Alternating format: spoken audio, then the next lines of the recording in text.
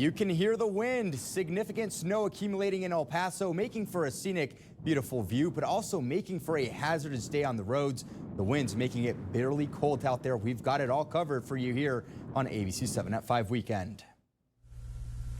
That's right. Thank you so much for joining us for ABC 7 at 5 Weekend. I'm Kate Beery. And I'm JC Navarrete. Our ABC 7 StormTrack weather team has been warning you for days about this first alert. We've brought in ABC 7 Chief Meteorologist Dr. Dave to keep you on top of the first alert. ABC 7 Storm Tracker Iris Lopez has a look at the roadways, and ABC 7's Rachel Phillips joins us live here to see what the city is doing to keep everybody safe out there and everybody warm. But of course, we do want to start off with Dr. Dave.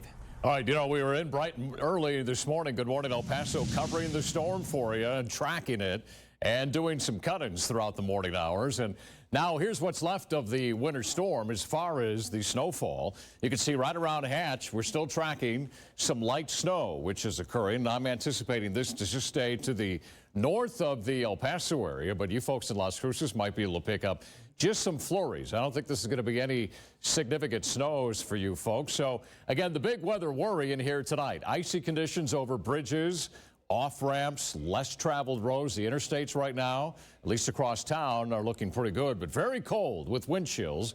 Going to feel like temperatures in the single digits and negative numbers. I mean, we're going to have the coldest air that we have seen since 2011 by tomorrow morning. Look at the temperatures right now. 18 up at TRC, 18 here in El Paso, 22 in Las Cruces. Looking up there in Ruidoso, -2, 15 there in Cloudcroft and the Alamogordo area as well. Now, when you factor in the winds, it feels like 2 above.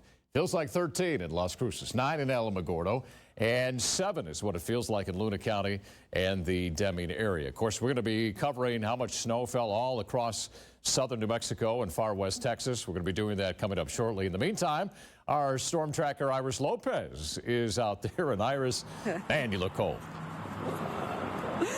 Doppler, look. You're nice and cozy inside the studio, and I am freezing out here. But you know what? It is beautiful.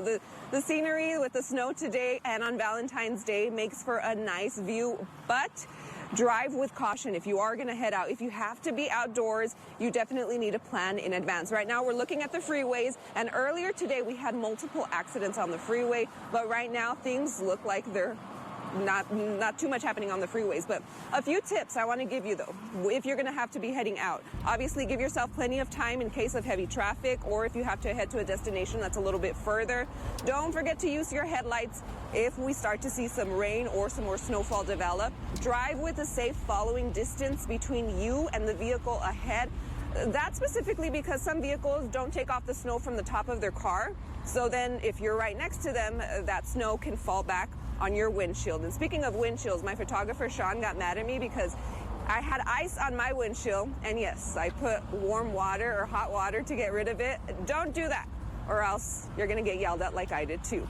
But definitely need to drive just with caution if you're gonna be heading out on the roads. It is cold right now. It was not too bad earlier, but it's that windshield Doppler that you mentioned that is just making it feel just miserable out here, Doppler. But don't worry, I have some snow that I'm gonna make sure to take, Doppler, for you, okay? This one's for you.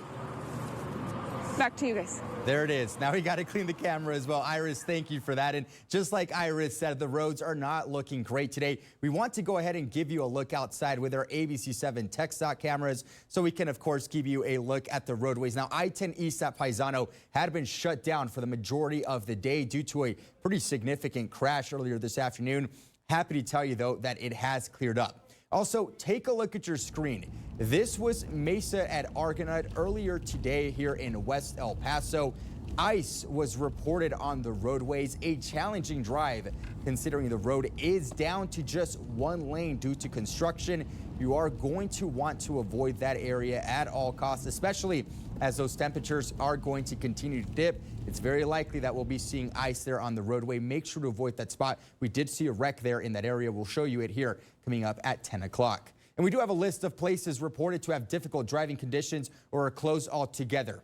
In El Paso, Trans Mountain is closed at the moment. Anyone trying to get to one side of town to the other should take I-10 or Loop 375. We showed you Mesa from Sunland Park to Argonaut.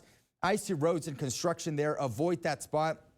Spur 601, the westbound exit 28 is closed right now. The main lanes remain open, though, on Spur 601. And in New Mexico, I-10 from Vado to the Texas state line has ice reported on it. Drive slowly there. I-10 is closed in Deming as well.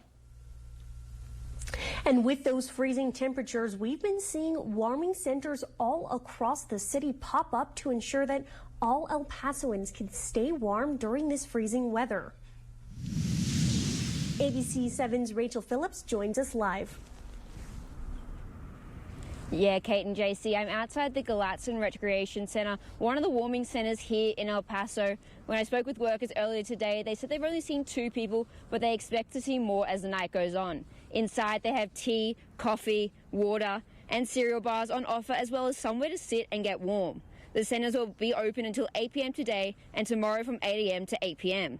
If you're experiencing a lack of access to heat, you're encouraged to visit a warming center or contact 311 for more information. The warming centers, for the most part, are an important part because you never know when you might need them. If your heater isn't working for any reason, you need somewhere to go, this is a location. Or if you're just kind of tired of being at home because of whatever reason, it's too many family members at home, you can escape here for a little while. It's warm, it'll keep you safe, at least for the duration of the day. I went inside the Center of 4 and it's extremely warm. So warm, I didn't even need this jacket. There's 7 centers in El Paso and 2 in Sierra Vista. So if you're looking for a center, make sure you go on KVIA.com. Reporting live from West El Paso, Rachel Phillips, ABC 7. All right, Rachel, a good resource there that the city of El Paso has put together. Rain, snow, or shine, the El Paso running community shows up no matter what. Storm Tracker Andres Valle was up bright and early tracking the winter wonderland at the Michelob Ultra El Paso Marathon. Well, the StormTrack weather team issued an ABC 7 first alert for this winter storm, but that didn't stop runners to participate in the El Paso Marathon. Determination, pure determination, and they've trained in this kind of weather before. It's no stranger to them. Runners lined up early this morning at Escada Park to compete in the Michelob Ultra El Paso Marathon. Many unprepared for the fast-changing weather. Now imagine participating in the El Paso Marathon wearing active gear, which is more breathable, not wearing a heavy jacket like me, not wearing gloves, and then running through snow. Take a look at this. Runners wearing shorts and below freezing temps. And race director Mike Coulter says this is no problem to them. But otherwise, it's perfect running weather. 27 degrees is great. Perfect running weather to come in first place. But Paul Erickson from Chicago still had issues when receiving his first place title. When the snow came, it just iced everything up.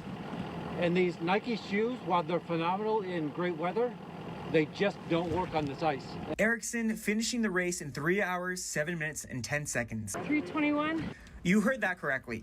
Abby Eiselburn from Albuquerque, New Mexico, finishing her race in 3 hours and 21 minutes of pure endurance. I think the wind was difficult today. It was a little bit windy and some of the turns on the bridges were a little icy, but you know, other than that, it's a good day. A good day to say the least. Well, I hope you guys chose to stay inside and stay warm. I'm Storm Tracker Andres Valle reporting.